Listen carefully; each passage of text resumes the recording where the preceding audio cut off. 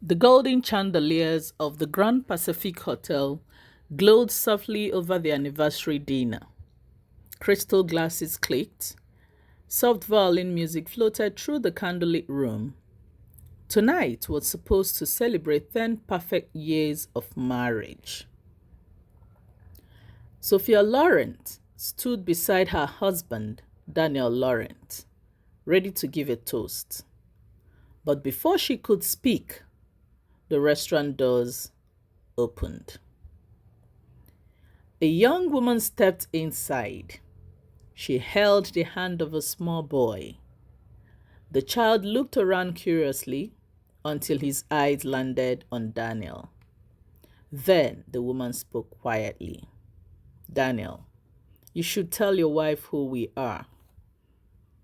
In that moment, 10 years of marriage collapsed into silence. Sophia had always believed her life was carefully built on trust.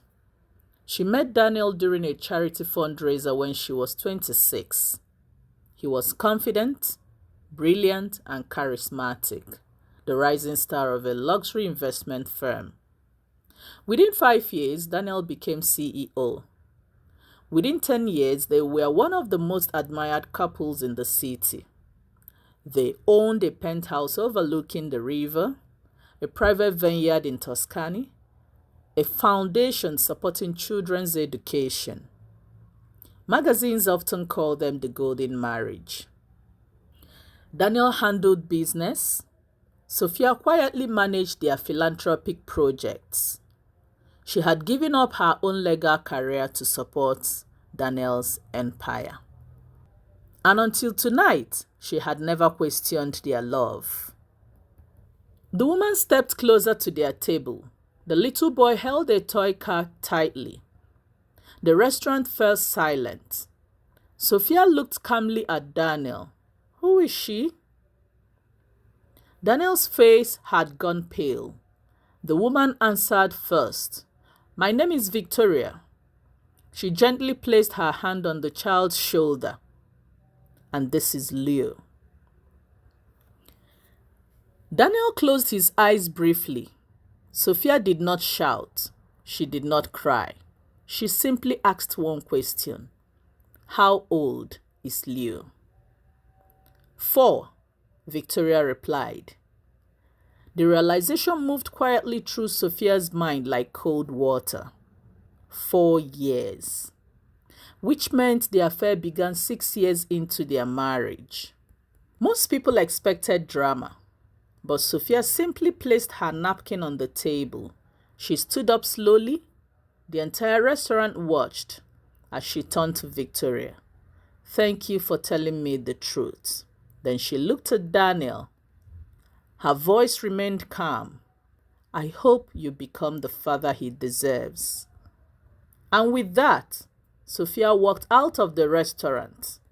No shouting, no accusations, just dignity.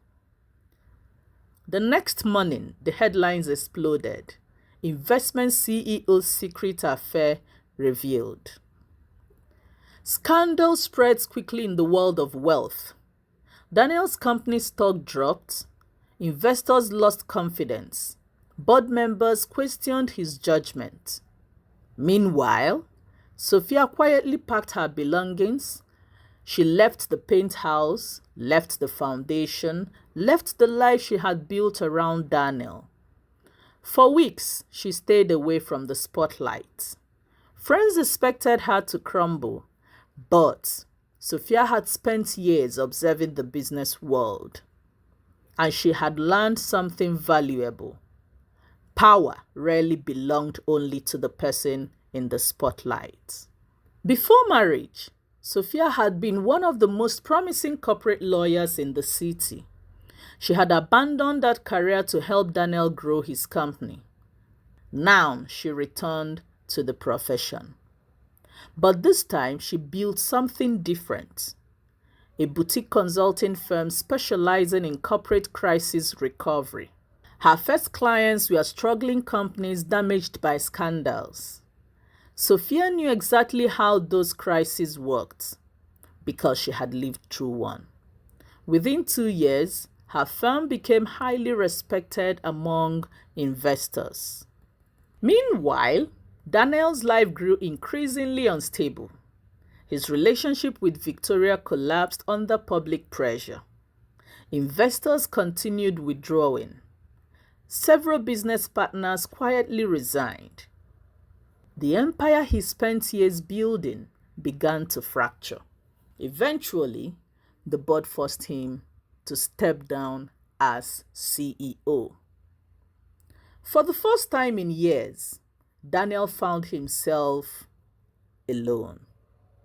And the person he remembered most was the one who walked away silently. 3 years after the anniversary scandal, an international finance conference was held in Singapore, and Sophia was invited as a keynote speaker.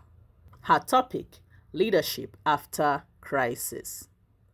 When she stepped onto the stage, Daniel sat quietly in the back of the room.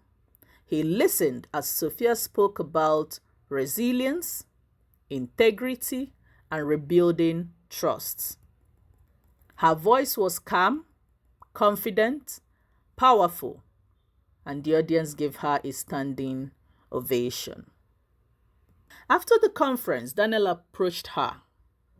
For a moment, neither spoke. Finally, Daniel said quietly, "You handled everything better than I deserved." Sophia looked at him thoughtfully. "I didn't handle it for you.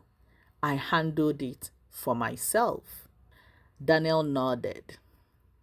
"I lost the best thing in my life." Sophia's expression softened slightly. "Daniel, you didn't lose me that night.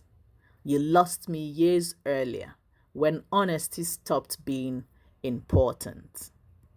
Months later, Sophia expanded her consulting firm internationally. She built partnerships with ethical investment groups.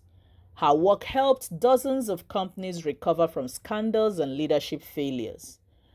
One evening, she stood on the balcony of her new office, overlooking the city skyline. Her assistant asked gently, "Do you ever regret walking away?" Sophia smiled softly. "No." Then she added, "Some endings aren't failures.